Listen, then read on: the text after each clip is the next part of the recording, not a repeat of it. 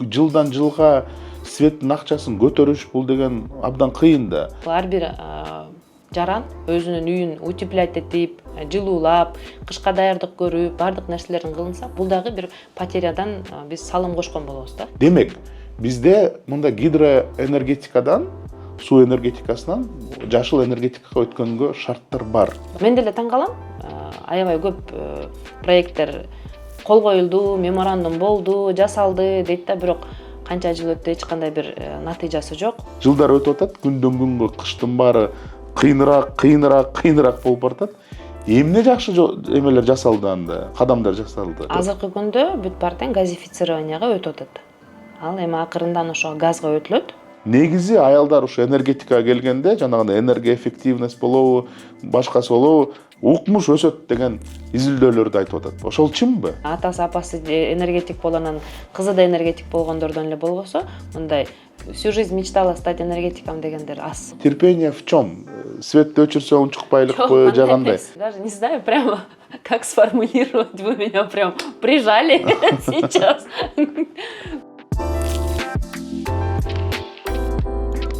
Саламатсыздарбы, урматтуу эксклюзив KG каналынын көрөрмандары. Бүгүн бизде Атайын подкаст. Биздин коногубуз Кыргызстандагы энергетикадагы аялдардын ассоциациянын төрайымы Алтынай Абдикеримова. Саламатсыздарбы? Биринчиден сизге чоң рахмат, убакыт таап биздин подкастка келгенге.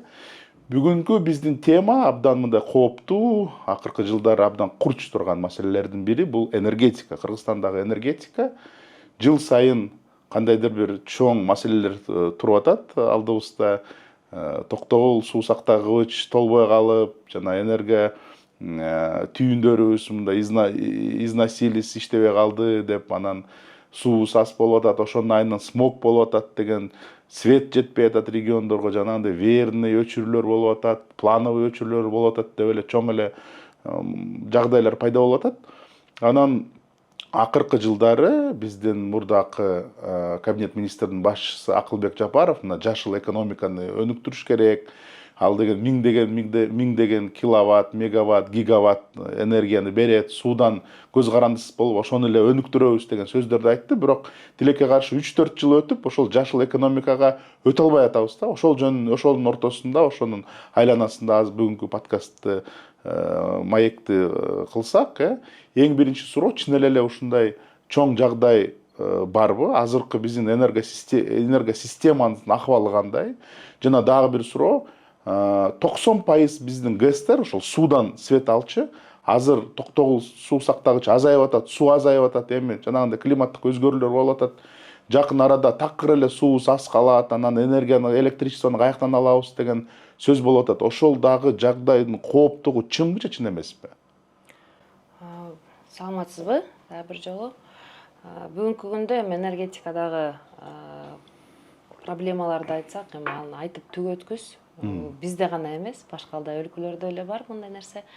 Анан эң негизгиси, сиз туура айттыңыз, биздин энергетика, гидроэнергетика болгондуктан 90%дан даже жогору биз суудан алабыз энергияны. Анан буга чейинки бул бир күндө эле жаралган маселе эмес. Бул жылдар менен жаралган маселе. Убагында биз буну туура эмес колдонгонбуз, убагында багытты ушул жерге көп көңүл бурулган эмес. Анан ушулга мындай жетти да, ушундай кризисный ситуацияга чейин жетип, өзүңүз билесиңер, 1,5 жыл мурун биз ЧС киргизилген министрликтен энергетика тармагына өзгөчө басым көрсөтүп карагыла деп кылынган. Бул мамлекет тараптан, кабинет министринин тараптан, мыйзам тарабынан бул жашыл энергияга өтүүгө жана башка бир жеңилдиктердин баарын тең ички инвесторлор үчүн, тышкы инвесторлор үчүн бардык нерселерди түзүп келатат. Бирок тилекке каршы бардык нерсе жакшы эле капсула салынган бойдон салынбай атат ошол жерде. Мисалы үчүн ошол эле күн станциясы, ошол эле шамал станциялары канча жылдан бери эми канча бир пайызы салыныш керек эле да бүгүнкү күнгө туурабы. Менин оюмча бул жерге мамлекеттин өзүнүн дагы бир кадамы болуш керек деген оюм, бул жеке менин оюм. Анткени башка мамлекеттерде, биздин эми кошуналарданбы, башка бир дүйнөлүк практикалардан алсак, мындай мамлекеттик компаниябыз бар биздин, электрический станция. Ошол компаниядагы өз күчү менен да сала алат негизи. Бирди мындай ролевой кылып, бир модель түрдө салып, ошону көрсөткүч катары кылып биз көлдөн салабызбы, билбейм, балыкчыдан дейби, башка жерденби, ошону бир карап, мамлекет өзү бир кадам аттаса, анан биздин тышкы инвестор да, ички инвесторлор дагы ушул жерге бир башкача көз караш менен карап, анан салуулар ушул бир ордунан жылбай аткан нерсе жылабы деген оюм да. Ал үчүн бизге 1000 мегаватт же чоң мегаваттарды айтып алып бирок кылынбай калып атпайбы? Биз кичинеден деле баштасак болот, 50дөн да баштасак болот, мисалы үчүн көл тараптан, 25ден деле баштасак болот. Эмнеге мен мындай айтам? Анткени күн энергиясынан алганда бул эң күнгө көз карандыбыз да энергияны. Мисалы үчүн 50 мегаватт десек, анан мындай установленный мощность деп коет, 50 болсо, анан балким 30 эле берилет, балким 25 берилет. Күн бүркөк болуп калса, анан чаң туруп калса, анан көп плюс минустары бар. Анан ушунун баарын тең инженерлер эсептеп келип чыгып, бир орто кылып, оптималдуу кылып туруп, мамлекет өзү бирди салса, мамлекеттин күчү жетет бул нерсеге. Биздин энергия компанияларда балким анчалык көп акча каражаттар жок болсо дагы, бирок субсидия алынып атат, жардам көрсөтүлүп атат. Анан ушундай нерсеге да бир кадам аттаса, анан международный бул банктар деле буну туура кабыл алып, анан ушул багытка дагы кошумча кылып салынатса, мен ойлойм да, бир жылыш болот эле да бул жерден. Анан токтогул эле суу составачына биз карап эле ошону канча поступление болду суусу, канча расход болду деп эле баарыбыз эле ошону карап турабыз да. Негизи эми ошол суу сактагыч болгондо токтогул ГЭСин дагы иштеши ошол менен регулировка болуп атат да. Бул бир гана электричество үчүн эмес бул нерсе, токтогул суу сактагычы. Бул эми сельхоз боюнча дагы кеткен нерсе да негизи. Коңшу мамилелерге. Ооба, коңшу мамлекет, өзүбүздүн мамлекетке дагы. Бул каскад болгондуктан биз аны сууну эконом кыл дегенде бир аз мындай түшүндүрүүлөр көп болбой атат да. Биз мисалы үчүн экономдоп токтогул ГЭСин жаап кое албайбыз да. Сууну кетире албай кое албайбыз. Сууну бериш керек. Сууну өзүбүз кетириш керек. Анда электричество чыкпай калат. Биз бир гана токтогул ГЭСинде эмес, бул каскад да, бир 7 ГЭСтин баары тең турат. Бирден эле сууну азайтып калсак, экинчи ГЭСибиздин электричествосы азаят. Андан кийинки турган мындай бир токтогул ГЭСи, анан кийин Учкурган, Шамалдысай, ушундай ГЭСтердин баары тең турган, ошонун баары тең Курпусай, бүт баары тең азайып, анан бизге электричество да чыкпай калат. Сууну эконом кылабыз десек. Бул баары тең мындай цепной болуп калганда, цепочка болуп түзүлүп калган. Кольцо турбайбы? Ооба, ошондой болуп калган үчүн биз бунун баарын тең мынтип токтото албайбыз, буну азайта албайбыз. Бул ушундай болгон бойдон кетиш керек да. Көп да эмес, аз да эмес болуп. Эми регулировка болот өзүнүн установленный, бирок андан тышкары дагы, анан ашыкча да кыла албайт да. Анан бунун баары тең мурдатан бери түзүлүп калган шарттар. Бирок биз бүгүнкү күндөгү жашоонун шартын дагы киргизсек болот, ыңгайлаштырсак болот. Бунун үчүн бизге инженерлер керек, бунун үчүн бизге профессионалдар керек. Бүгүнкү күндө бизде ошол профессионалдар жетишсиздик. Эмнеге? Аны чоң көп эле жерлеринен бар, эми өзүңүз билесиздер, көп кишилердин баары тең бизде кол шилтеп иштешпейт. Балким айлык маянасы үчүнбү, ар кимдики ар кандай, бирок көбүнчөсү чет мамлекетке кеткенде жакшы көрүшөт го, өзүңүз билесиз го, ошондой жер, ошондой көбүнчөсүн мен ошондой деп билем да. Анан эгерде ошондой жакшы жаш адистер, мисалы үчүн чет мамлекетте окуп келген адистер, башка практиканы көрүп келген адистер, ошол дүйнөлүк практиканы бизде да колдонсо, мурунку Советтер Союзунан калган нерсени биз модернизация кылсак, бир гана техникалык жагынан эмес, ошону колдонуу, пайдалануусуна башкачараак кылганда, бүгүнкү күндө биз бул кризистен тезирээк чыгат белек дейм ойдомун. Демек мамлекеттин дагы демилгеси керек экен да ушул жактан, айлык маянасын жакшы кылып, кандайдыр бир мындай мүмкүн, ооба, условияларын, шарттарын түзүп берсе, инженерлер келгиле, бул жака айлыгыңар ушундай болот, квартираңар болот, ушундай премия болот деп айтса, анда энергетика тармагы өнүккөн турат да. Бул негизи абдан мындай, кандай десем, прогрессивдүү, приоритетный направлениянын бири да энергетика деген. Ооба, бүгүнкү күндө биздики эми өсүп келатат десек болот. Бүгүнкү күндө энергетика тармагы, мынакей өзүңүз билесиз, мурда электрический станция деген бул бүт Кыргызстандын генерация электричество чыккан компания, крупный компания Бишкектен Каракөл шаарына көчүрүлдү. Ошол жерден дагы көп адистерди менин тааныштарым, билгендерим, уккандарым көптөрү Каракөлгө кантип Бишкектеги өзүнүн жашоо турмушун таштап кетет. Кантип бул ушул жерде өскөн, ушул жерде бардык нерсеси болуп калган, эми үй бүлөсүн кантип таштап кетет. Бул туура эмес кадам болду дейсизби? Эми менин оюмча, эми канчалык деңгээлде туура экенин билбейм, бирок көп адистерди биз жоготтук да. Энергетикадан кетишти. Бирок эми энергетика, конечно, ал менен токтоп калган жок, иштеп атат. Бирок биз өскөн жокпуз. Өсүү болгон жок. Ушул жана трансформаторлордун баары, чоң станциянын баары эскирип кетти, дагы кичине болсо иштебей калат деген суроолор канчалык чындыкка жатат? Бул негизи чындык. Бир гана акта трансформатор эмес, биз билген эле сөзүбүз трансформатор болсо, андан башка дагы көп өзүнүн колдонуучу тетиктери бар, жабдыктары бар, бирок ошонун баары тең эле 80%дан өйдө жогору иштебей калган да. Жанына келсе, эскирип кеткен, жанына иштешет, бирок эски да.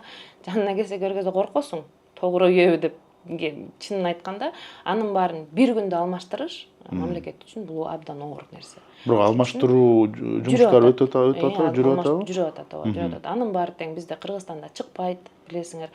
Анын баарын бүт чет мамлекеттен алып келинет. Ал жерден алып келингенде бүт баары тең доллар, евро менен бүгүнкү күндө билесиңер кандай курстар экенин, анын жолдогу логистикасы, ушунун баары топтолуп келип, аябай чоң сумма болуп чыгып калат да. Анан албетте анын баарын тең албай койгонго кантип албай коесуң, керек да биз үчүн. Бул кышкы маалда абдан көрүнөт биз үчүн. Анан ошон үчүн айтышат да, анан тарифти көбөйтүп атасыңар, бирок светти өчүрүп атасыңар деген сөздөр ушуну жайылат. Бирок биз бир күндө бунун баарын алмаштырып салыш, баарын тең жаңылатып иш, бул мындай нереально да, мындай айткандачы. Бирок карапайым элдин сөзү деле туура да. Жылдан жылга светтин акчасын көтөрүш бул деген абдан кыйын да. Тем более азыр инфляция болуп атат, баары кымбаттап атат. Анан свет дагы кымбаттаса, светтин акчасын бере албаса, бул абдан чоң жагдай деп ойлойт. Ошону кантип мындай туура жолго салып жасаса болот? Эл да кыйналбаш үчүн. Негизи биз бул политикадан, именно бул бааны көтөргөн политикадан артта калып калганбыз. Биз буну көптөн бери көтөрбөй калганбыз. Анткени саясий суроо болуп калган да бул. Ошондой болуп калып, мунун артта калып калганбыз. Ошон үчүн бул аябай курч келип азыр бизге катуу тиеп атат да. Буну мурдатан эле ушинтип тыйын менен көтөрүп, акырындан бизге сезилбей калмак да бүгүнкү күндө. Бул мындай башка мамлекеттерде, биздин кошуна мамлекеттерде бул мындай, кандай айтсам, мындай строго жыл сайын көтөрүлөт экен. Бул нерсе каралып чыгат экен. Бизде буну бир аз башкачараак кылып кабыл алынды, бирок бул дагы бүгүнкү күндө эң жеңилдик менен кылынган көтөрүүлөр да. Тыйын менен эле көтөрүлүп атат, инфляцияга жараша кылып көтөрүп атышат. Туура эле буну дагы биз түшүндүк менен кабыл алышыбыз керек негизи. Эгерде биз жөн жеринен эле кымбат болуп атат деп башка мамлекеттерге караганда эң арзан электричество бизден. Эң таза чыккан электричество бизде болот да. Эми 90% гидро болгондуктан. Анан такыр көтөрбөй койсок, биз энергетикадан мындай независимый энергетика дейбиз го, биз ошонубузду жоготуп алабыз. Биз башка мамлекеттерден бир гана сатып алганга эле аргасыз болобуз. А башка мамлекет биздин тарифтерди карабайт. Алар өзлөрүнүн тарифи менен сатат. Анан сиз канчага сатсаңыз ошончого сатыңыз дейт да. Биз кантип кымбат алып, элге арзан сатып, ошондой туура эмес болуп калып атат да. Ошону түшүндүрүш керек болчу да. Башынан түшүндүрүү менен көрсөтүп, анан кичине баштан туура эмес болуп калган үчүн, ар ким политический болгон үчүн ар кандай кылып колдонуп атып, бул оюнчук болуп калган да. Бирок техникалык жактан негизи абдан кыйналышат энергетиктер бул жагында. Муну анан түшүндүрө албайт да. Анан калпычы деп да айтышты, сууну сатылат деп да айтылышты. Мисалы үчүн, бирок андай жагдайлар мындай негизи жок го да, эсе. Жок да андай. Сиздин сөзүңүзгө толук кандуу кошулам, анткени 30 жылда энергетика тармагын түп тамырынан эми жок кылып деп айта албайм, бирок мындай кыйнап коюп, мурда биз чоң импортер болуп, башкаларга свет сатчыбыз, суу берчүбүз. Азыр өзүбүз Түркменистандан бери сатып алып атабызбы светти, Россиядан сатып алып атабыз. Өзбекстан, Казакстан, Түркменистан толук баарынан көз каранды болуп калдык да. Ошол тарифтерди туура карабай, жанагындай саясат менен ойноп, сууну сатып атат, анан суу башчы болуп атып, светибиз жок тиги бу деп. Бирок азыр мындай абдан оор жагдайга келдик. Бир четинен ошондой кадамдарга барыш керек, экинчи четинен инфляция өсүп, эми бүткүл дүйнөдө эле өсүп атпайбы ошолчу. Бирок айлыктары, элдердин айлыктары туура өссө дагы мындай жеңилирээк болобу деген ойдомун да. Бирок дагы бир суроо ушул жактан жаралып атат. Мына мен статистиканы карап көрсөм, биздин свет боюнча 25% жоготулуп, потеря бар экен. 25%. Мына мисалы үчүн 100 киловатт келип атса, 25% бир жакта калып, анан урдалып кетеби, же туура эмес кандайдыр бир ток менен келеби, ошону түшүндүрүп койсоңуз, эмне үчүн ушундай чоң жоготуу болуп атат? Сиздикинде статистиканы окуган эмесмин, бирок потеря боюнча мен жакшы билем. Бүгүнкү күндө ошонун баарын тең жок кылыш үчүн бизде умный счетчиктерди коюп атышат.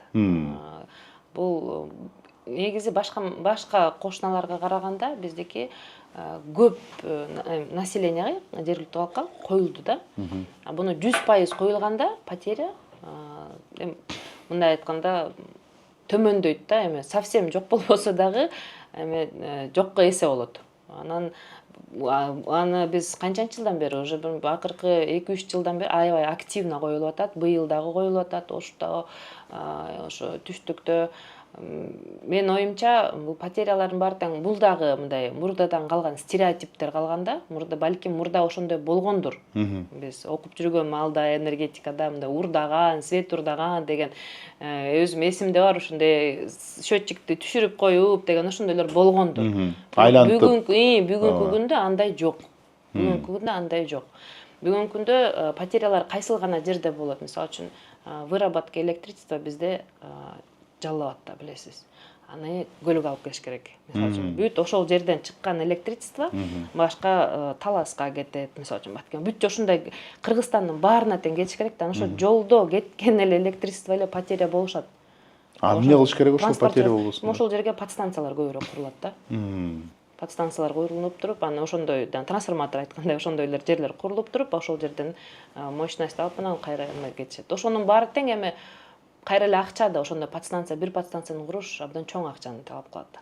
Бирок аларды куруп койсоң, канча акчаны бул эконом кылат да, туурабы? Бүгүнкү күндө эми ошондой подстанцияны курбай, биз деген көл тарапка, мисалы үчүн көлдө бизде выработка жок. Мисалы үчүн Суккөл областында дейин. Дарыя жок да. Чоң дарыялар бар. Сары Жаз дарыясы бар. Сары Жаз бар. Ошол жака койсок болот. Ошол тарап караса болот да. Мисалы үчүн ошол жака чоң каскадный ГЭС салынса болот да. Чоң мегаваттуу. Көлдө мындай көп изилдөөлөр болду. Көлдө солнечный станцияны салсак болот, мисалы үчүн. Ошол эле шамал энергиясын алсак болот көл тараптан. Ошонун баарын тең мен айтканым ошо, мамлекет ушуну өзү багыттап бир гана инвесторлорду күтпөй, өзү бир кадам аттаса, өзү долбоордун инициатору болуп, мамлекеттик компания өзү кылса, бир ушундай кичинекей болсо дагы 50 мегаваттык эле бир солнечный станция, күн станциясын же ветряной станцияны салып куруп баштаганда, балким ошондо жанындагылар дагы өсөт беле дейм да, инвесторлор дагы көрүп, ошону биз да кылсак болот экен, мамлекет өзү салып атса, анда биз да кылат экенбиз. Бир жолду өзү басып өтүш керек да, надо проложить путь для инвесторов. Азыр ошол суроого кайра келебиз, бирок умный счетчик боюнча бир суроом бар эле. Ошол умный счетчиктерди коюп атат, сиз туура айтып атасыз, жана потеряларды азайтып атат. Бирок мисалы үчүн мага көп кишилер жазат, мына үйүм бар, же магазиним бар, же бирдемем бар, светке төлөгөнгө мүмкүнчүлүгүм бар, бирок умный счетчик жана 1,5-2 киловаттка чейин ограничение кылып туруп өчүрүп салып атат. Эмне үчүн? Мен бул укугум да.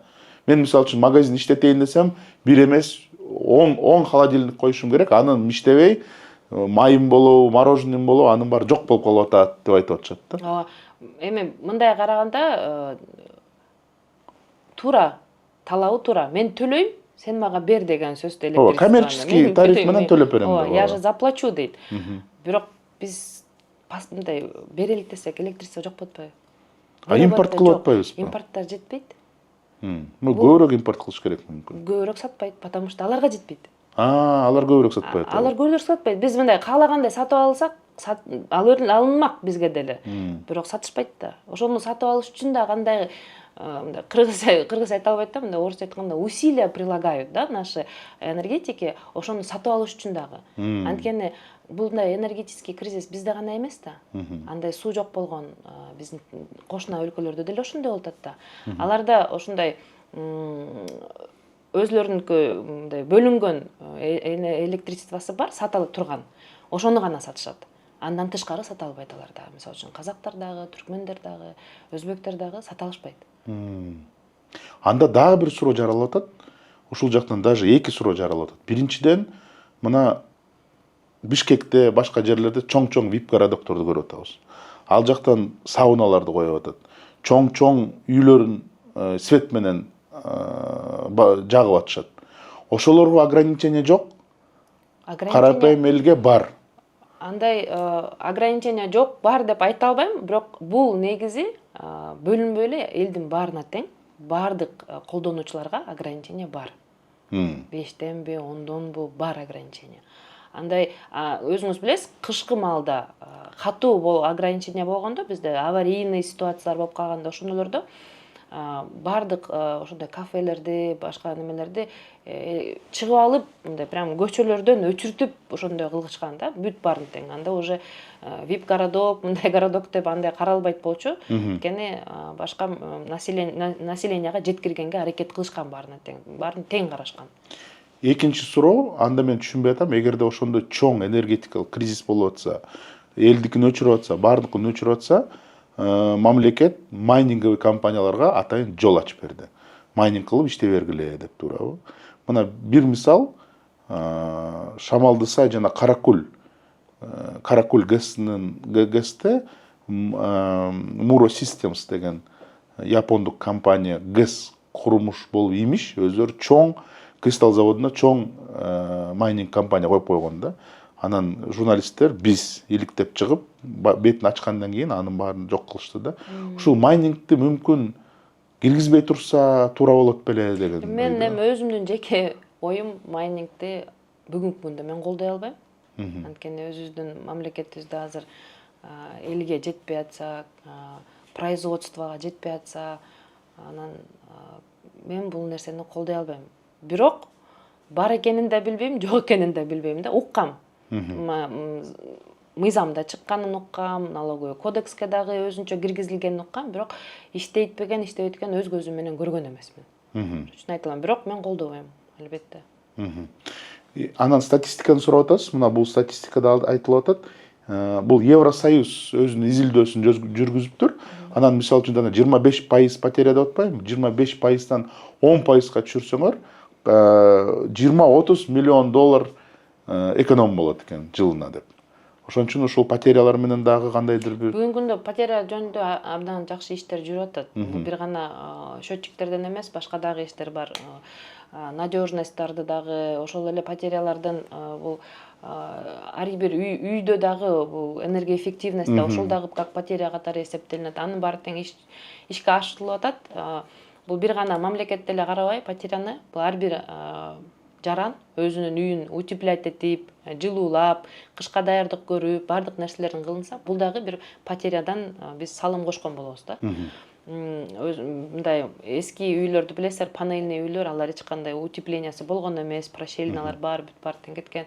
Анан аларды дагы бүгүнкү жаңы курулуш компаниялар ошонун баарын тең ойго алып, утеплениялар, энергоэффективный үйлөрдү салып башташты. Бул дагы бир потерянын бир кандай бир салымына кошулат да, минус болгонуна, түшүргөнгө. Эми жашыл энергетикага өтсөк, бул жактан дагы бир изилдөөнү таптым. Бул дагы Евросоюз кылыптыр. Бул мисалы үчүн күн боюнча бизде 300 күн 300 солнечных дней в году деп жазыптыр да, 300 күн бар экен. Анан жана күн бүркөктө деле ала берет экен да булчу. Бирок азыраак. Азыраак, ооба, ошол. 300 солнечный день, анан шамалдарды карды, Нарын, Ысык-Көл, Ошто абдан жакшы устойчивый скорости ветра, подходящий под установки ветропарка дейт. Демек, Бизде мында гидроэнергетикадан, суу энергетикасынан жашыл энергетикага өткөнгө шарттар бар. Бар. Туурабы? Мисалы үчүн Казакстан менен Өзбекстанды карап көрсөк, аякта абдан чоң кадамдар жасалган. Бирок сиз айтып атасыз, мына мамлекет биринчи кадамды жасап берсе жакшы болот эле деп. Бирок бул абдан көп акча керек окшойт ага, э? Мамлекет үчүн бул көп акча эмес. Бир инвестор үчүн бул көп акча болушу мүмкүн. Анан кандай биз мощность айтып атабыз, ошого жараша. Бирок бул реальный нерсе, жасала турчу нерсе, анан бат курула турчу нерсе. Күн станциясы, мисалы үчүн 50 мегаваттык деп орточо алганда, эгерде курабыз десек, биз 5-6 айдын ичинде куруп коюлат. Без учета доставки. Доставкасы дагы бир 3 ай болушу мүмкүн оборудование келгенге. Бирок бул эң оңой да. 1 жылдын ичинде 50 мегаватты салып коюш. Мисалы үчүн. Биз эмнеге ошону кылбай атабыз? Мен деле таң калам. Аябай көп проекттер кол коюлду, меморандум болду, жасалды дейт да, бирок канча жыл өттү, эч кандай бир натыйжасы жок, көрүнбөйт да. Ойлонуп өзүм ойлодум да, эмнеге ушундай болуп атат деп, мындай өзүм анализ кылып көрүп, анан балким мамлекеттин ошо биздин өзүбүздүн электрический станция деген компаниябыз бар да. Ошол компаниянын деле өзүнүн строительный департаменттери бар. Эмнеге ошолор ушундайды ойлоп чыкпайт болду экен? Эмнеге мамлекет ушундайды колдобойбу же деп таң калам да. Анан ушуну өзү бир жол көрсөтүп жасапса мамлекетте, анан башка инвесторлорду болот экен да жасасак деп. Ушул 50 мегаватт станцияны куруш үчүн канча акча керек болжол түрүндө? Болжолдо эми мындай дейт да, 1 мегаваттка 1 миллион дешет. Ал бул малый ГЭСтер боюнча. $1 миллион доллар. Ооба, $1 миллион плюс-минус. Мен эми азыр сразу айта албайм. Бул ГЭСтердики. Берки күндүкүчү. Солнечныйлардыкы бираз арзаныраак болот. Демек 30-40 миллион доллардын тегереги. Анан дагы бир суроо бар аякта. Ушул солнечный станция кургандан кийин аны жанагы гидро ток барган столболорго кошуш керек, туурабы? Ошол жакта да каражат керек.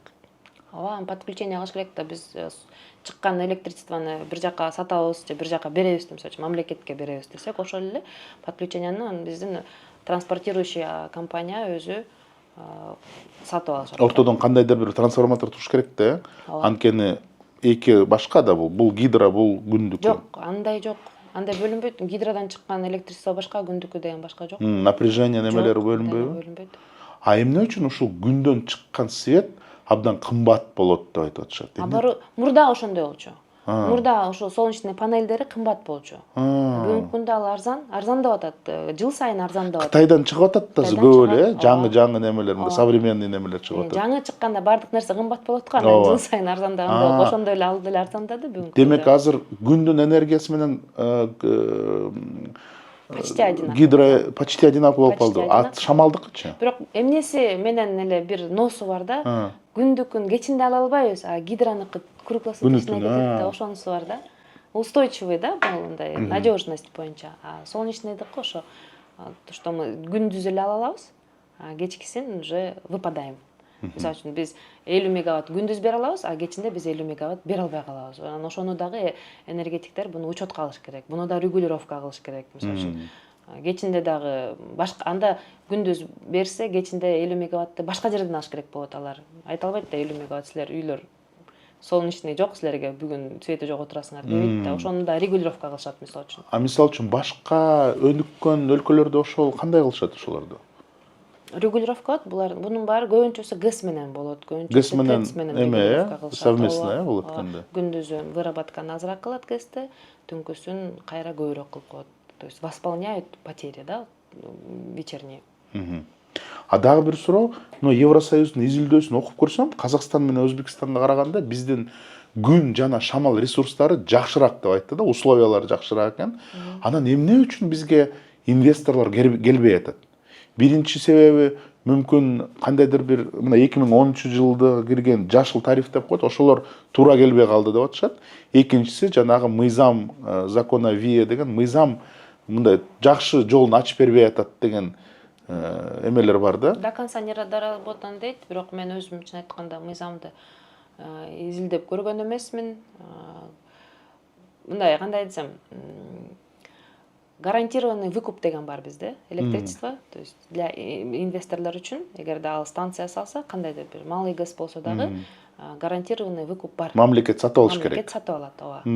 Андай жери бар. Кепилдик берет, биз бунун баарын алабыз деп. Ага. Бул мыйзамда бекитилиш керек, туурабы? Бар, ошондой бар уже, айтылган, жазылган бар.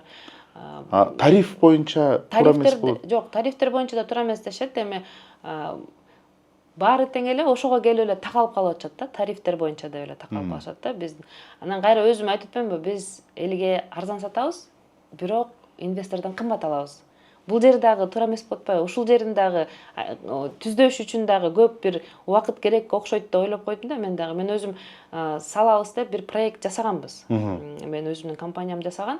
Анан күн станциясы боюнча жасалган боюнча эсептеп келсек, бунун мындай рентабельность 20 жылга кетип калды да меникичи. 20 жылда өз-өзүн актайт. Актайт деп. Анан бирок 20 жылдын ичинде канча ремонт кылыш керек, мисалы үчүн канча замена кылышым керек деп ошонун баарын эсептеп, анан мен үчүн бул кичине выгодный болгон жок да. Анткени тариф кичине ылдыйраак болуп калды. Бирок ылдыйраак дейин десем, сатканга караганда, мисалы үчүн элдер мен сатып алганыма караганда, мен үйдөн употребляю уже. Андан жогору, көп эле жогору да. Анан ошондо дагы мындай нестыковка да ушул жерденчи, ушуну бир жакшылап доработка кылсак, ушул жерине көбүрөөк көңүл бурса, балким ошол эле международный эксперттер, ошолор эле билбейм, бул боюнча практикада көбүрөөк иштеген кишилер караса, балким ошол жерден анан биздин инвесторлор келет. Нестыковкасы каяктан болуп калды дейсиз? Мисалы үчүн сиз 3 сомдон сатасыз. Мисалы үчүн 1 киловаттын, анан каяк жагы нестыковка? Жок, сатуучуга жакшы болуп атат да. Сатуучу үчүн макул, жакшы. Сиз үчүн жакшы. Ортодон мамлекетти айтып атам мен. Бирок биз айтып атпайбызбы, биз сатып алганда канчадан сатып атабыз? Ал 1 сомдон, 1 сом канча бир тыйын болду, 1 сом 70 тыйынбы? Ошо айтпам, ортодогу акчаны ким каяктан бери алынып атат? Мен 3 сомдон сатып туруп, анан сиз кайра арзанга сатып атпайсызбы населенияга? Жок, сиз айтып ошол болот да, ошол жерде да бар. Ошо ортодогу акча каяка кетип атат деппи? Ошону биз кайра мамлекет үстүнө кошуп берип атпайбы?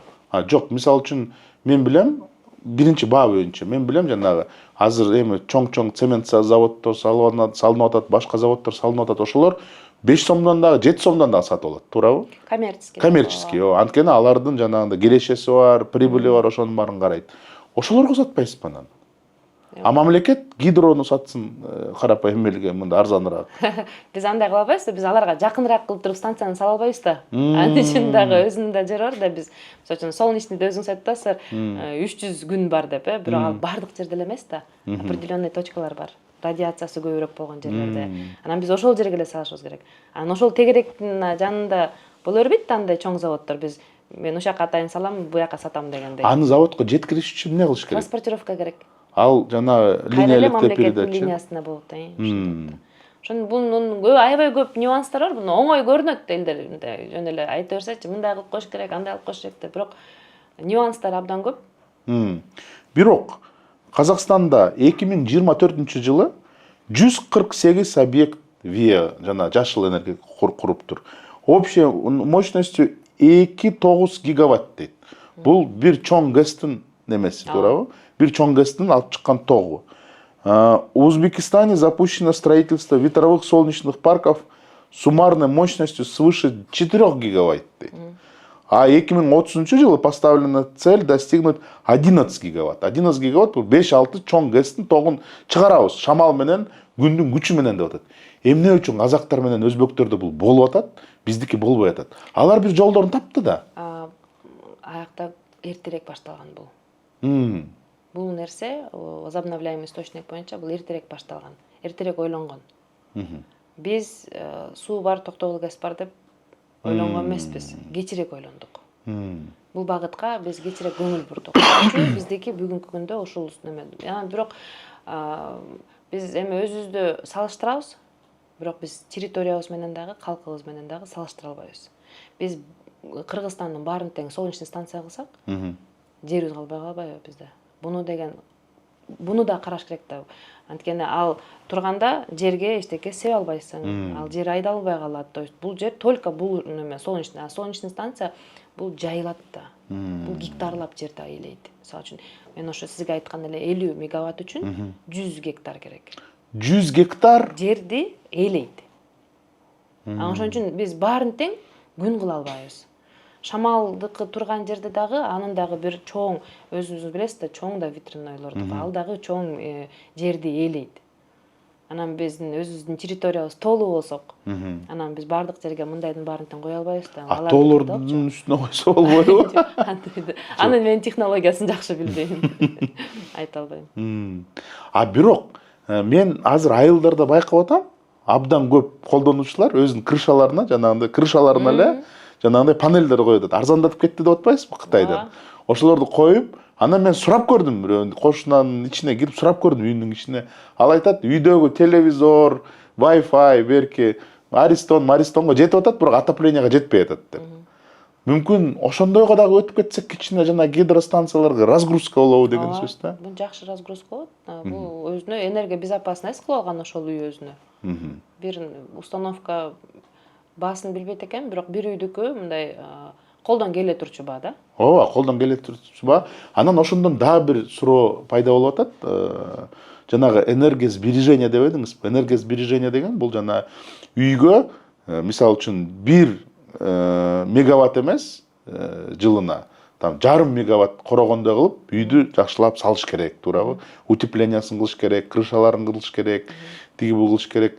Элементарно бизде мына Бишкекте отопление болуп атпайбы? Мен чет жакка чыгып келдим, чет жактан батареялары регулировка болот экен.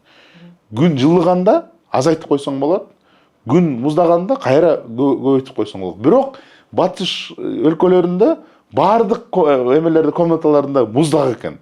Булар көнүп калышыптыр. Жанагындай эконом кылып атып, көнүп калыш керек. Мен жанагы свитер кийип, куртка кийип квартираларында жүрсөм, алар футболкача жүрөт. Өзлөрү закалённый, анан ден соолукка дагы жакшы, анан жана энергосберегающий деп айтты. Бирок таза, абасы таптаза. Декарбонизация деп коет экен.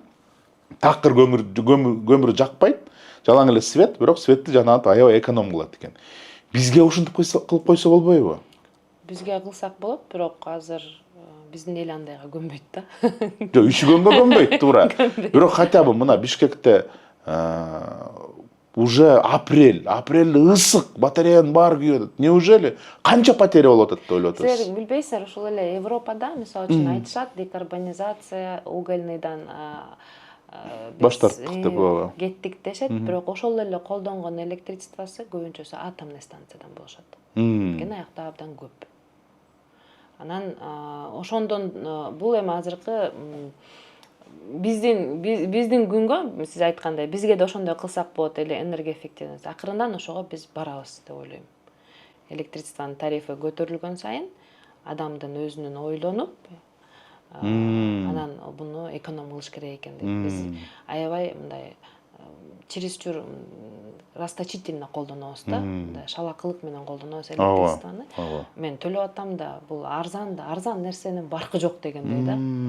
Эгерде биз тарифти дагы көбөйтүп, действительно себестоимостька чыгып кылганда, анан эл дагы өзүн өзү мындай тарбиялайт да, экономдого. Азыр көп технологиялар бар, жана утепление кылган, жаңы немелер коюлгон, ошонун баарын элге жеткириш үчүн кандайдыр бир маалыматтык кампаниялар болуп атабы? Түшүндүрмөлөр. Мен билем, Бишкек менен Ошто кээ бир мектептерди мындай пилотный катары жана утепление кылып, анан аябай жакшы неме болуптур да, мазмуну жакшы чыгыптыр да.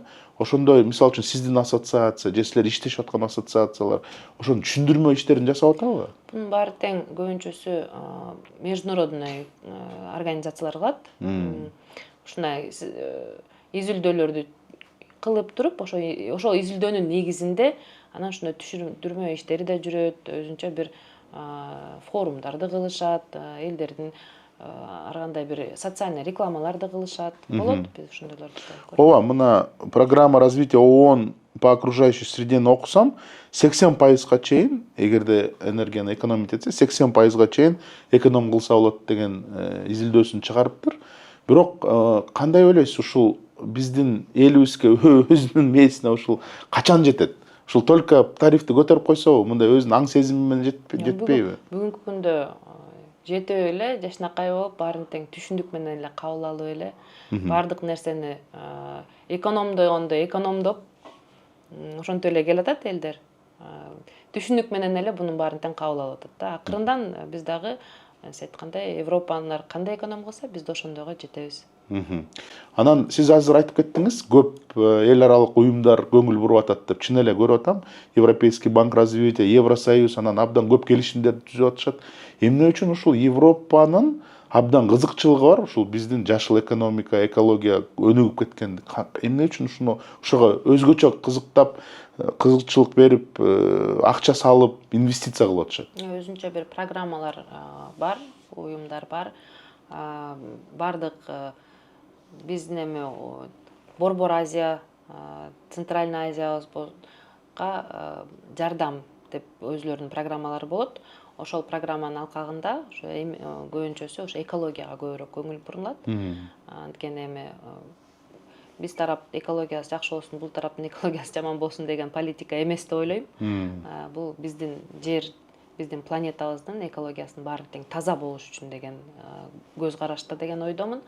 Анан биз алардын практикасын өзүбүз дагы кызыгып окуйбуз. Ошол эле Европаныкын, ошол эле башка өнүккөн мамлекеттердин практикасын. Анан алардын жакшы кейстерин, жакшы ишке ашкан проекттерин биз дагы ошону биз өзүбүздүн Кыргызстанда ишке ашыргыбыз келет. Мисалы үчүн ошол эле энергоэффективность боюнча, жаңы технологиялар боюнча, анан алардын ошо инженерлери келип бизге ошондой проекттерди бизге киргизгенде бир гана алардын кызыктырыгы эмес, биз өзүбүз үчүн дагы керектүү нерселерди алып калышыбыз керек да. Керектүү идеяларды, керектүү алардын акылын, керектүү ошо кейстерин баарын тең талдап, суроолорун берип алып калышыбыз керек. Айтып бериңизчи, ушу кейстерин эмне, кайсы жакшы жактары бар экен? Эмнени алып кала алабыз биз? Эң негизгиси ошо сиз айткандай энергоэффективность боюнча булардын бул эң бир мен таң калыштуу нерсе болгон ошол эле ветряной станциялар боюнча. Ветряной станциялардын өзүнүн бир определенный убактысы бар экен иштеген. Анан бир убакыттан кийин булар өзлөрүнүн колдондуртпайт экен Европада. Биз мындай машиналарды канча бир жылдан колдонгондон кийин чыксын деп атабыз го, мисалы үчүн. Утиль болуш керек же Кыргызстанга кирбейт деген бир бул автоунаалар боюнча. Аларда ушул именно ветряной станциялар боюнча да бар экен. Анан аларды кандай кылып сатышат экен да, аукцион кылып сатылат экен. Сатышат экен, аны бизге окшогон мамлекеттер сатып алышат экен. Эскирип калган ветрянойлорун сатып алышат экен. Анан бизде эле эмес, кошуна мамлекеттерден да көрүп атам. Бизде жок да азыр андайлар. Бизге да кирет деп айтып атышат ушундай. Бирок ошого тоскоолдук болсо деп мен ошону көрдүм да. Бул бизге жакшы кейс да. Биз эгерде жашыл энергияга өтөбүз десек, биз бирөөнүн иштеп чыккан мындай жашыл энергиясын албашыбыз керек деген ошо менде жакшы кейс болду да мен үчүн. Буну мен өз үчүн изилдеп алдым. Анткени алар эмне үчүн алар өзүнүн иштеп бүткөн нерсесин чыгарып атса, биз радиация бирдемеси бар да. Билбейм, бир балким майынанбы, бул да бир иштешилет ичинен. Анан ошон үчүн биз болсо ура деп алышыбыз керек да. Арзан болсо эле алыныр го, бизде алып анан өзүбүзгө коюшубуз керек. Эмне үчүн? Бул мен үчүн жакшы кейс болду. Ушундайды окуп, ошолор менен сүйлөшүп жүрүп, анан ошону уктум. Негизи бизде мындайды билчү эмеспиз да бар экенин. Анан кошуна мамлекеттерде ошондой коюлган экен да. Бар экен ошондойлор. Анан жаңы эскиси эми билбейм, сыртынан билинеби, билинбейби, аны оңдоп коюш оңой эле да, анан бирок ошондой дагы мындай заблуждение киргизбеш керек элде. Эски нерсени алып келип жаңы деп койгонго, бирөөнүн эскиси бизге балким ал уже экологический эмес. Ошондой кейс бар. Ооба, атомный электростанциядан башка негизи Европада абдан жашыл экономика өнүккөн. Эмне үчүн алар ушуну өнүккөнгө колдору жетти? Ошол кайсы жол менен биз барышыбыз керек деп ойлойсуз? Бүгүнкү күндө биздин азыркы зеленый энергетика боюнча, зеленый экономика болуп аткан багытыбыз туура. Медленно, но верно дегендей да, туура. Анан акыркы 5 жылдын ичинде коюлган максаттардын баары тең ишке ашса, биз дагы ошондой, балким биз акырындан барып атабыз, мындай безошибочно барганга туура жол болуп атат да биз үчүн дагы. Бирок көп жерден мамлекет ушунун баарын тең мындай өз тарабынан дагы бир гана колдоо эмес, мыйзам жагынан өзү дагы бизге ошо жол көрсөтүш керек да. Мындай кадамдарын атташ керек. Именно мүмкүн жалаң эле энергетика боюнча. бизнес-центр курбай, бир ветряной же бир күн Ошону айткым станциясына. келип атат да, ошону айткым келип атат. Ошол жерге дагы багыткыш керек. Бир гана инвесторлорду күтпөш керек.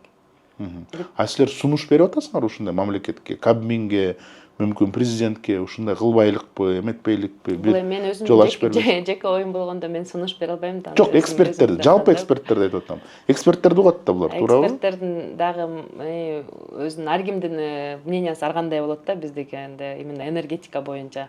Анан мен өзүм ушинтип ойлонуп келаткан болчумун, ушул боюнча бир чоң бир форумдабы, кайсыл жерде бир угузгум келген. Биринчи кадамды мамлекеттик компания өзү жаштап аттаса, анан ошондо жакшы иштер кетет деген ойдомун. Мамлекеттин дагы бир колдоосу, бул мен Европадан көрүп келдим. Бул жанагындай энергосберегающий үйлөргө, мисалы үчүн сен көмүр менен эмес, свет менен же газ менен жаксаң, жанагындай утепленияны коюп койсоң, налогтордон бир бошотуп, кандайдыр бир субсидия берет экен буларчы. Бүгүнкү күндө ошондой дагы зеленый сертификат деп коет. Ошондой боюнча дагы багытта иш алынып баратат. Бул боюнча бул ЕАЭС мамлекеттеринин ортосундагы бир келишим деген бүгүнкү күндө мындай каралып жаткан күнү бир ушундай бир конференцияда катышкан болчумун. Ошол боюнча аябай жакшы негизи багыттар болот, эгерде ошондой зеленый сертификаттар кирсе бизге дагы. Анткени бул бир гана үйлөр үчүн эле эмес, бул компаниялар үчүн да, предпринимательдер үчүн дагы.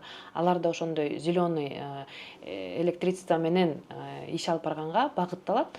Бул дагы бир экологияга чоң салым болот да. Же бизде ошондой кадам кылабы мамлекет? Кылынат. Качан? Бул эми биз эле өзүбүз эле кылабыз дей албайбыз да, бул бир уюм болуш керек да.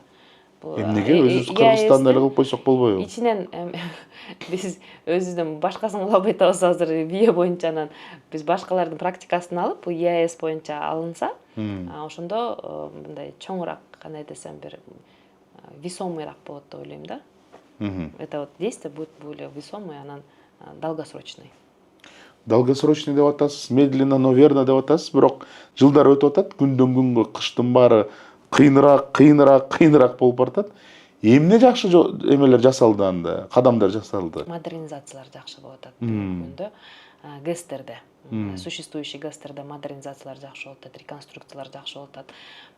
Жаңы турбиналар алынып атат, жаңы оборудованиялардын баары тең коюлуп атат. Анын баары тең чоң проект болгон үчүн бир күндө бүтпөйт, бир жылда бүтпөйт. Бул чоң өзүнүн установленный графиги бар, ошол график менен болуп келатат да. Ошол эле жерде мен өзүм иш алып жүргөм, иш алып баргам, иштегем, көргөм, көргөн үчүн айтып атам, бул действительно болуп аткан иш. Жашыл экономика тармагындачы? Эми жашыл экономика болгондо ошо биздин эң билесиздер да, энергетика экономиканын стратегический багыты болгондон эң биринчи болгондон, эгерде энергетикабыз стабильный, бизде өзүбүздүн выработкабыз болсо, экономикага да бул түз таасирин тийгизет. Аны түшүнүп атам. Жашыл экологияда кандай кадамдар жасалды дегенсиз? Экология боюнча мен энергетик болгондон кийин мен бул жерден айта албайм. Мен бүт энергетика, хорошо, жашыл энергетика боюнча. Энергетика боюнча именно вот гидро Токтогул ГЭСинде, Учкоргон ГЭСинде. Жок, ВИЭ боюнча, возобновляемый энергия боюнча. Бул мыйзам түрүндө гана. Менин билишимче бир гана мыйзам түрүндө, анан жакшы площадкалар түзүлдү. Анан жакшы меморандумдар кол коюлду. Меморандумдар деп 3-4 жыл мурда мен айтып кеткенде эле Акылбек Жапаров айтты. Толтура солнечный станция курабыз, шамал станция курабыз, мини ГЭС курабыз, эчтеке жок. Бир дагы шамал станциясы жок. Инвесторлордон эле баары тең. Ошон үчүн мен айтканым, менин сунушум. Эмне үчүн инвесторлор келбей атат? Түшүнүксүз. Бирок бүт жеринен жакшы түзүлгөн. Условиялар жакшы. Мына германдык бир компаниялар суу сактагычта жана плавучий солнечный станцияларды койду. Экөөнү менин оюмча, ошону билесизби, кандай болот? Иштегени кандай болот? Биринчиден эмне үчүн суу сактагычтын үстүнө? Өзгөчөлүгү барбы? Жок, суу сактагыч экономия земли. Ошон үчүн водохранилищенин үстүнө. Суунун үстү эме бекеринен турат да, ошон үчүн ошол жака кылсак болот деп. Токтогул ГЭСке дагы кылса болот деген бир мурда эле бир проекттер бар болчу. Анан Bunun өзүнүн да өзгөчөлүгү бар, анын дагы көп плюсу бар, көп минусу бар, нюанстары көп да. Мунун айтып, эмнеге ушундай кылсак болбойт, эмнеге мындай, эмнеге тоонун бооруна мынтип койсок болбойт деген сөздөрдүн чыга берет, бирок технология Техникалык боюнча немелер ал көп бар, жатпайт да андай нерсеге. Кандай десем да, расходу көп, бирок эмеси прибыли жок болуп калат да. Андайдын кереги эмне? Андай кылыштын кереги жок да, ошондой. Анан дагы бир проект китайская корпорация Power China Power International деген Ысык көлдө 1000 мегаваттка чоң солнечный энергия курабыз деген пландарын айтты. Аны уктуңузбу? Укам. Бир жыл мурун болсо керек эле ошондой болгон, но аны курулуп, анан экспортко кетет деди болуш керек эле. Менин билишимче. Бирок мен аны өзүм көрбөгөндөн, катышпагандан кийин ал жөнүндө эч кандай комментарий бере албайм. Жалпы күн менен шамалдын потенциалы кандай бизде? Жакшы. Кылсак болот.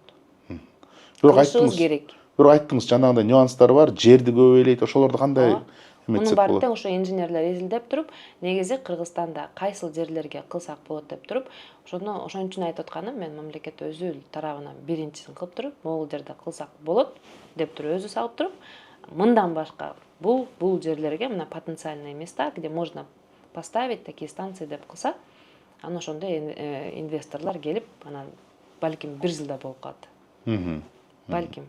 Айтып атам, срок строительства солнечных станций это год. Негизи алыскы перспективаны айтсак, ушунун баары ишке ашылып, инвесторлорду алып келип, мамлекет өзү жардам берип, ошонун баарын өтүп кетсек, Кыргызстандын энергетиканын келечеги кандай? Мурдакыдай жанагындай импортер болуп, өзүбүздү свет менен камсыздап, анан башкаларга импортко берсек, ошондой барбы немебизде перспектива? Перспектива бар. Бизде чоң-чоң ГЭСтер салынса, ошол эле Камбар Ата ГЭСи салынса. Камбар Ата ГЭС эми башка коңшу мамлекеттер менен салынып атат, эми ал кандай десем, равный доля менен болот далар. Ооба, Камбар Ата ГЭСи болсо, Көкөмөренский каскад дегенди салсак болот. То есть бул проекттер айтылбайт. Эң эле элдин оозуна угулуп калган Камбар Ата бир, андан башка дагы Көкөмөрен деген бар, Сары Жаз деген жерлер бар. Ошол жерлерге да салсак, биз алардан да чоң, мощныйраак ГЭСтерди сала алабыз да. Мисалы үчүн Камбар Ата Токтогулдан чоң кылынат да. Ошонун баары тең салынса, биз үчүн бул аябай көп электричествону выработка кылып, биз ошол эле чоң-чоң проекттер менен салынган, Каса 1000 проектиси менен салынган биякта деген 4 мамлекет өзүңүз билесиз, Пакистанга, Афганистанга биз электричествону сата алабыз. Андан башка дагы ушундай чоң международный проекттерди кылып, биз катыша алабыз да. Биз ошондо конкурентный страна, ошентип импортеры болмокпуз да. Бирок ал жакта жалаң эле ГЭС эмес, андан тышкары биздин мөңгүлөрүбүздү сактап калышыбыз керек да, туурабы? Суу жок болсо, ГЭСтин кажети жок да анда. Ооба, ал да бар. Ошол боюнча кандай климат менен, климатка байланыштуу бүт баары тең. Климатка байланыштуу. Мына биз жанагындай климаттык өзгөрүү боюнча чоң декларацияга кол койдук, эл аралык, ал жакта бир 2030 канча 35-жылга чейинби 74%га жанагындай выброс воздух дегенди жок кылышыбыз керек экен. Ал кайра жашыл экологияга, жашыл энергетикага алып келип атат, туурабы? Анткени көмүрдөн баш тартып, жанагындай күндүн энергиясын, шамалдын энергиясын, суунун энергиясын кылышыбыз керек деп. Ошол багытта кандайдыр бир кадамдар жасалып атабы? Биздики эми 90% энергетикабыз гидро, көмүрдөн биздики бир гана ТЭЦ Бишкек менен эле Ош. Башка биздики андай биз Жок, кайдан? зеленыйга Неменин баары, новостройканын баары көмүр менен жагып, жана Бишкектин смогу ошол жактан чыгып атпайбы? Оштун смогу ошол жактан чыгып атат. Азыркы күндө бүт баары тең газифицированияга өтүп атат. Ал эми акырындан ошо газга өтүлөт. Ошондон кийин биздин смогтон да айрылган болобуз. Лондондун опытын карасам, алар дагы ошондой кадамга барган, жана туманный Альбион деп койчу да мурда. Көрсө бул туман эмес, смог экен. Биринчи газга өтүптүр, бирок анан газдан дагы кандайдыр бир экологияга зыяны бар экен деп, газдан электричествого өтүп кетишти да азырчы. Ошо биз ошондой толук кандуу электричествого, токко өтүп кеткенге эмебиз барбы? Бар. История боюнча мурунку жылдары, эми ошо жаңы электричество пайда болуп аткан жылдарында отундан көмүргө өткөндө ушундай бир ноу-хау болгон да. Бул мындай алар үчүн ошол маалда деген бир башкача болгон да. Мындай необъяснимый вещь болгон. биз үчүн да ошондой болуп атат да, ошондой кылып өтө алабызбы, ушинтип зеленый өтө алабызбы деп. Кандай мурунку жылдары отундан көмүргө өтсө, биз дагы ошондой бүгүнкү күндө көмүрдөн экологический энергияга өтө алабыз. Мунун бүт бардык шарттары бизде бар. Бир гана убакыт керек. Жана саясий воля керек деп жазып атышат бул жакта эксперттер. Ошол саясий воля азыр бар, Бар. Бар. Бүгүнкү күндө жакшы кадамдар бар. Кандайдыр бир стратегия, ушундай кылабыз, бул жылы ушуга өтөбүз, бул жылы ошондой стратегиялар барбы бизде? Бар. Бүт жазылган бизде по энергетическая безопасность и развитие деген 2030-жылга чейин жазылган НЭП. Ошол жерде бүт баары жазылган, кандай кадам менен басышыбыз керек, кандай кылышыбыз керек, бүт баары тең бар. Бул мыйзам менен, жогорку кеңеш менен бекитилген. Биз эгерде ошонун баарын тең эле поэтапно, шагово кылсак, биз негизи ушуга жетебиз. Канча убакыт керек дейсиз ушу эми алгачкы жетишкенчиликтер болуп калыш үчүн? Биз көрүп калабызбы эми? Көрөбүз, 10 жылдын ичинде эле болот. Ооба. 10 жылдын ичинде кандайдыр бир жыйынтыктарды көрөбүз, Ооба. 10 жыл. 1-2 жыл деп айтышоор. Анткени ГЭС 1-2 жылда салынбайт. Анан 10 жылдын ичинде биз көрө алабыз. А вот жашыл экономика боюнча мен мына азыр Кытайдын бир компаниясы айтдым, андан тышкары казактар дагы Ысык көлдө дагы бир солнечный курабыз дейт. Анан ветреный боюнча дагы бир компания экен, Россияныкы экен. Ушул чоң эле 3 долбоор бар экен да. Жана швейцардык жана германдык плавучий солнечный станция. 4 эле чоң долбоор бар экен. Качан көбөйөт? Инвесторлор качан көбөйөт? Бардык шарттардын баары түзүлдү, эми биз бир гана күтүшүбүз керек качан болот экенин. Жок, кандайдыр бир аяка барып, презентация кылып, бияка келгиле. Бардык нерселер болуп атат, ооба. Чоң форумдарда катышылат, бардык жерге көрсөтүлөт, биздин готовый проекттерди, ТОлордун баары тең даяр болгон нерселерди көрсөтүлөт. Действительно презентация болот. Чоң международный проекты организацияларда дагы, частный B2B встречаларда дагы ошонун баары тең айтылат. Бир гана убакыт керек бул нерсеге. Мүмкүн кандайдыр бир амбассадорлорду шайлап алыш керекпи? Бир белгилүү адамдардан, билбейм, Бивол сыяктуу, эми Кыргызстанды чыгаргандар, мүмкүн билбейм, Валентина Шевченко сыяктуу ошолор барып, ошо форумдарга катышып, мына Кыргызстан деген жер бар, мени тааныйсыңар, мен ошол жактамын, потенциал укмуш, давайте ошол жакта жашыл энергетикага салалы, экологияны ошол жактан баштайлы деген мүмкүн ошондой идеялар керек болот. Маркетинг жагынан жакшы түшүнбөйм. Анан дагы бир нерсе жөнүндө сөз кылсак, сиз жетектеген ассоциация негизи азыр мындай жакшы тренд болуп атат. Аялдар, айымдар энергетикага келип, абдан жакшы жумуштарды кылып атат деп. Мына бул жактан дагы изилдөөлөрдү окусам, Евросоюз башка өлкөлөр дагы колдоп берип атыптыр ушул демилгелерди. Негизи аялдар ушу энергетикага келгенде, жанагындай энергоэффективность болобу, башкасы болобу, укмуш өсөт деген изилдөөлөрдү айтып атат. Ошол чынбы? Негизи аялдар аябай неме болот да, мультифункциональный болот да аялдар, анан абдан ответственный да, жоопкерчиликтүү. Эркекке караганда. Эркектерге караганда ошондой болот да. Анан негизи ушундай бул жашыл энергетика боюнча аялдарга көп шарттар түзүлүп атат да, бул багытта. Анткени бизге жаңы профессиялар пайда болуп атат аял кишилер үчүн. ESG менеджерлер болот, VIE долбоорлорунун жетекчилери аял кишилер боло алат. Анан экология боюнча эколог боло алат. Көп тармактардан жаңы нишалар аялдар үчүн бул жашыл энергетикадан багытында колдоо алып атабыз. Инженерлер болот, Инженерлер албетте. Инженерлер биз мурда деле бар болчу, бирок именно зеленый энергетика боюнча жаңы нишалар пайда болду. Анан ошол жерге көбүнчөсүн аял кишилерди жетекчи катары кылып койгондо башкачараак мамиле кылат. Экологияга аял кишилер башкачараак көз карайт. Анан ошо жоопкерчиликтүү болот да. Ооба, жанагындай умный счетчик болобу, же жанагындай күндөн болгон аристон болобу, ошол жакты карап, өчүрүп, мындай эконом кылган аялдар экен, эркектер чыштап коет деген, ооба.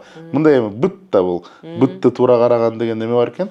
Кандайдыр бир жетишкенчиликтерди айтып берсеңизчи ушул тармакта. Биздики аялдар 15-тен 18%га чейин эле энергетикада иштешет. Бүгүнкү күндө Кыргызстанда бул аз показатель. кошуна мамлекеттерде энергетиктерде аял кишилер чоң компаниялардын жетекчилери болот. Мисалы үчүн зам министрлер аялдар бар, министрлер аялдар, мындай чоң жетектеген ушундай бар да. Бизде болсо андай совет директоров дегендерде аял кишилер болот да ушундай. Бизде Кыргызстанда андай жок. Анткени бизге шарт түзүлгөн эмес аял кишилерге. Бизге мындай чоң энерго компаниянын зам генеральный дагы боло албайт да. Мындай болоюн десе бизге ошентип окуткан эмес, подготовка жок бул жерде бизде. Ошон үчүн биздики бир гана мындай инженерский составтарда бар, научный жагында бар, преподавательский составта, анан административный, экономика жагында, юридический жагында, бирок именно ответственный жагында аял кишилерди коюлган эмес. Балким эгерде бизде ошол жерде дагы аял кишилердин койсок, өзгөрүүлөр болмок. Демек, жана окуу жайлардан же факультетке распределение кылып атканда ошол жактан башташ керек да. Бул эми стереотип боюнча калып калганда, бул эркек профессия деп айла жоктон баары окуп калгандардан болбосо кыздардан, балким бул династия болуп калат. Энергетиктердин атасы апасы энергетик болгонун кызы да энергетик болгондордон эле болбосо, мындай всю жизнь мечтала стать энергетиком дегендер аз. Анан ошон үчүн биз ошол багытта көбүрөөк иштейбиз. Университеттер менен көп иштейбиз, биздин политехническийлер менен, кошуна мамлекеттердин университеттери менен мындай поддержка кылыш үчүн, балким бекер окутканга, жандай льготалар болгонго, шарт түзүп бергенге аялдардын санын көбөйтүш үчүн. Ошондойлор менен иштешип атабыз. Анан аларды биздин энерго компанияларга практика өткөнгөнгө жардам беребиз, биздин ассоциация. Анан ошолорду эле кайра жумушка орноштурганга жардам кылып атабыз. Анан ошол жерде жумушта иштеп жаткан аялдардын дагы бир гана ошол темпти калтырып койбой, квалификациясын көтөрүп туруш керек да, ал дагы жыл сайынбы, ар бир 5 жылда ошонун баарын тең чет мамлекетке дагы. Мисалы үчүн, командировкага ким барат дегенде обязательно эркек кишилер кетет дагы, аял кишилер калып калат. Үй бүлөсү бар, анан мындай андай көп проблемасы бар да, аял кишинин нюансы көп да негизи. Анан ошон үчүн ошолорго дагы отдельный биз повышение квалификация кылганга шарт түзүп берип атабыз бүгүнкү. Ошол багытта иштейбиз. Анан эгерде биз ошондой, эми биздин 22-жылы эле пайда болдук, өзүбүздүн кичинекей убакыт болсо дагы биз жетишкендерибиз көп болду да, ошондой канча бир аялды окуттук, канча бир аялдардын чет мамлекеттердегилер менен обмен опытын кылып атабыз. Силерде кандай болуп атат ушул багытта, биз мындай кылып атабыз. Алардын дагы ошондой плюс минустарын көрүп, өзүбүзгө жакшы нерселердин алып атабыз да, перенимать этип атабыз. Кандайдыр бир мындай инвесторлор менен сүйлөшүп болуп атканда, мына бул аялдарыбыз жетектеп бере алат бул проектти деген ушундай кейстер барбы? Мына мисалы үчүн Айдай Керимкулова деген бар экен, таанысызбы, солнечная станция мощностью 50 мегаватт дейт. 2024-жылы презентация кылыптыр. Бул инвестордукубу? Бул инвестордук эмес, бул биздин проекттердин бири. Менин ученицам болот, Айдай Керимкулова. Биз совместно кылганбыз бул проектти.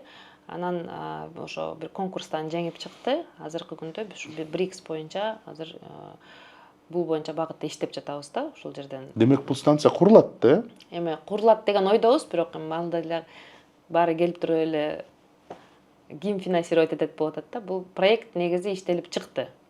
Бирок акча каражатын биз караган эмеспиз. Бул проект ТОсу даярдалган да. Бирок конкурс, победительница конкурса стартапов БРИКС деп жүрөт го.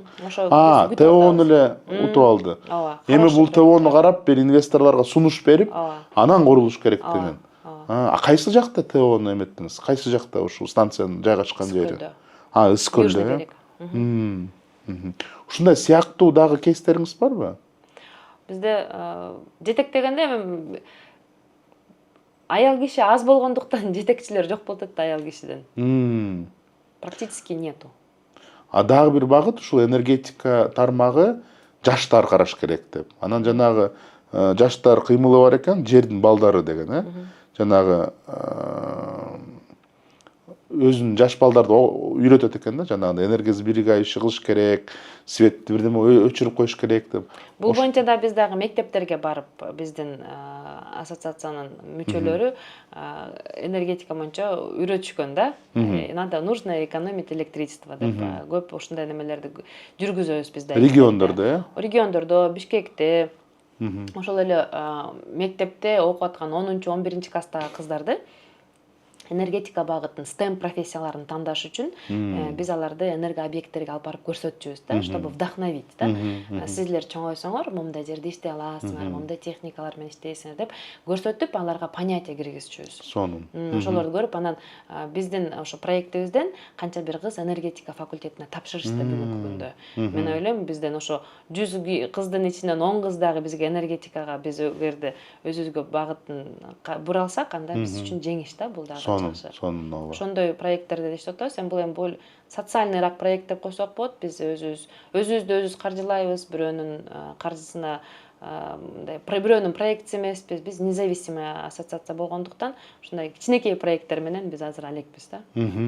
Анан дагы бир абдан маанилүү нерсе бул цифровизация учета деген. Бул жанагы эгерде база түзүлүп калса, ошонун баарын туура санап чыгыш, умный счетчиктерден баштап цифровизацияга өтүш, жанагы автоматический бир умный сеть деген бар экен да, умный сеттер бар экен, жана көрсөтөт экен, ушул жактан потеря ушундай болуп атат, ушул жактан ушундай болуп атат деп.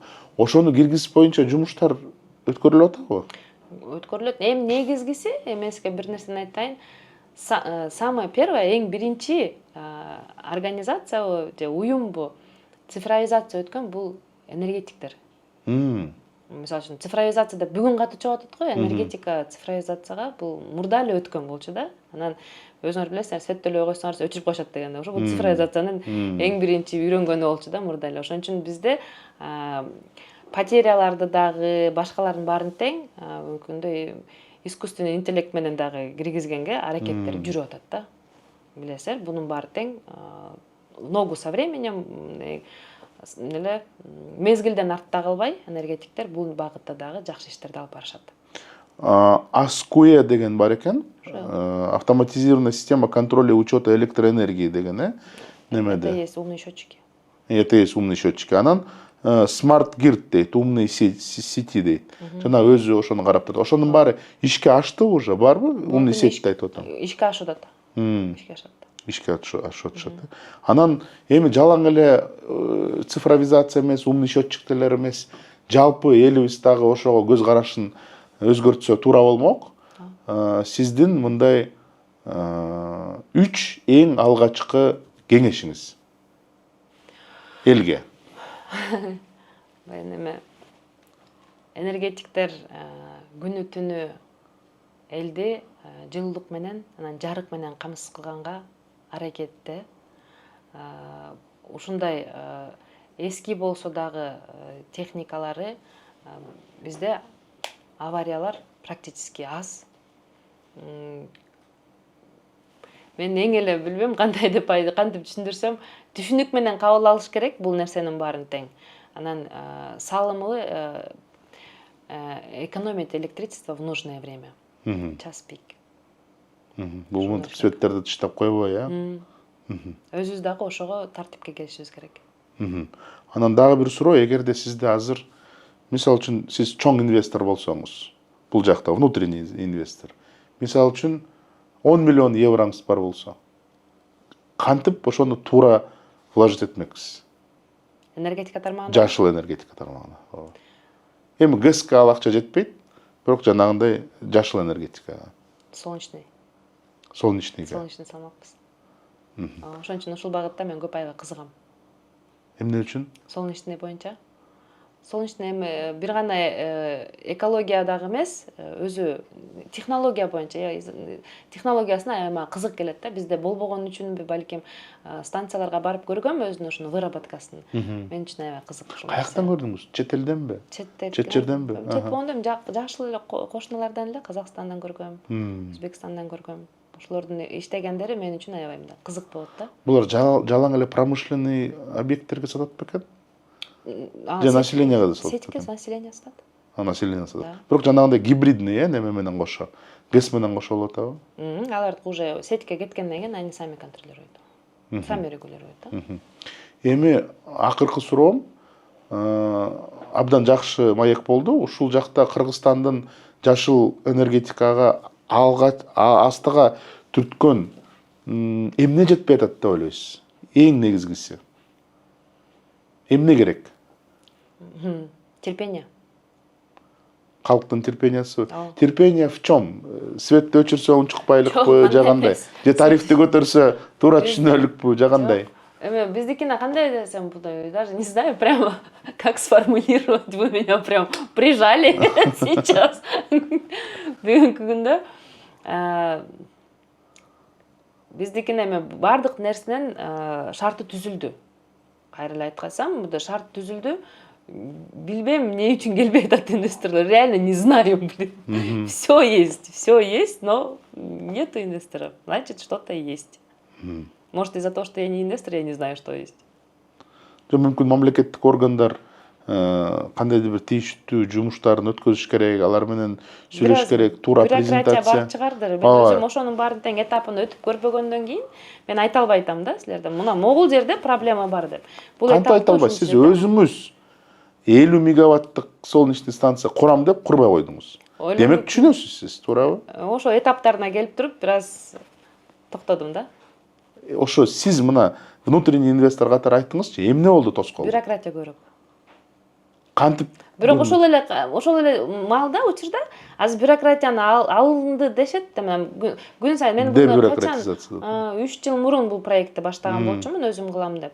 Бүгүнкү күндө одно окно кылып, единое окно кылып, башкачараак кылган экен да. Бирок мен ошол менен азыр ошол этап менен көргөн жокмун негизи. Жок, мурда кайсы бюрократия эле? Мисалы үчүн рухсат бербей аттыбы? Уруксат боюнча оордук болгон.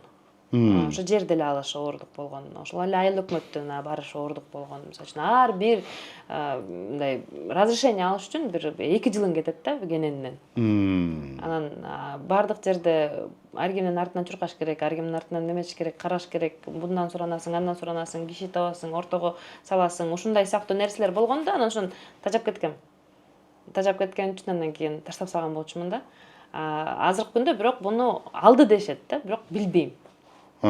Демек, мына көйгөйдүн өзөгүнө жеттик окшойт. Бюрократия, туура айттыңыз. Мен жакында дагы бир инвестор менен сүйлөшкөм. Чүйдө анан дагы бир жерден бир объекттерди ачты, айтпай эле коеюн, кайсы объект билинип калат. Бирок ушул мисалы үчүн Талас жерине барганда жергиликтүү калк менен сүйлөшө албай койдум дейт. Кандайдыр бир бааларды айтып, анан шарттарын айтып, анан буну кыл, тигини кыл деп анан ишил же айыл өкмөтү чечпейт, же акимият чечпейт, же президент команданы берди, бирок ушундай шарт түзгөн жок. Ошон үчүн башка жерден ачып алдым деп айтты да, башка жерден бир деме куруп алдым депчи. Демек, бул көйгөй бар да. Есть. Демек, эң алгачкы ушул бюрократияны жоюп, анан жергиликтүү айыл өкмөттөргө, жергиликтүү калкка түшүндүрүш керек болуп атат да, инвестордун эң мында аны жанагындай уйдай болуп саап албай, жөжөдөй болуп көкөлөтүп, өстүрүп, ошондон кийин эле бул тоок сага жумуртка алып келет деген идеяны айтып бериш керек экен да, башынан эле жөжө болгондо эле мойнун сразу эле эметип салбай, өлтүрүп салбай анабы. Ошон үчүн бул мындай эң алгачкы идея болуп. Сизге чоң рахмат. Мен ойлойм, абдан кызыктуу нерселерди сүйлөштүк. Буйруса сиздин оптимизмиңизга кошулуп, жакын арадагы 5-10 жылда эгерде биз өзүбүз эле ток менен, энергетика менен камсыздасак, мен ойлойм бул абдан чоң жетишкенчилик болот. Эч кимден импорт албай, жанагы светтерди өчүрбөй, мүмкүн тарифтер өсө берсин, ал туура. Анткени энергетика тармагы өнүгүш керек, бирок аны менен кошо маяналар да өсүшкөнгө зарыл болушубуз керек. Бирок негизи ушул тарифтер өскөндө ушул кымбат экен, ушуну мындай кичине эконом кылайын, туура эме кылайын деп жанагы кымбат Мерседес сатып алсаң да ар жарым сүртүп, анан кичине бирдеме болсо эле, ой жок бул жака койбойн деп эле эметесиң го, коркосуң го. Ошондой эле мамиле кылыш керек окшойт. Абдан туура кеңеш бердиңиз. Мен ойлойм, биздин көрөрмандар дагы ошону көрүп, туура кабыл алат деп. Эми буйруса биздин Кыргызстаныбызга чоң энергетикалык өнүгүш. Чоң рахмат сизге.